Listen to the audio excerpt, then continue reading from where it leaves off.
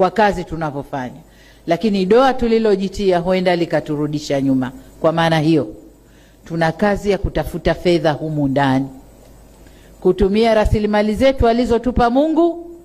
Tutaangalia njia gani tutazitumia tupate fedha ili tukatekeleze miradi ile ambayo tunakwenda kutekeleza. Kubwa zaidi, jengine changamoto inayotukabili ni rasilimali. Rasilimali zetu ni chache. Kama mnavyojua, mara nyingi tunategemea kupata kutoka nje, mikopo kutoka kwa taasisi mbalimbali za kimataifa, mabenki ya kimataifa, lakini yaliyotokea nchini kwetu yametutia doa kidogo.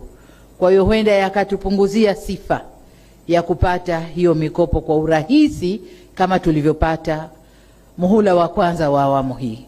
Muhula wa kwanza wa awamu hii tulikuwa tunapata sana kwa sifa zetu, kwa msimamo wetu, kwa kazi tunavyofanya, lakini doa tulilojitia huenda likaturudisha nyuma. Kwa maana hiyo, tuna kazi ya kutafuta fedha humu ndani.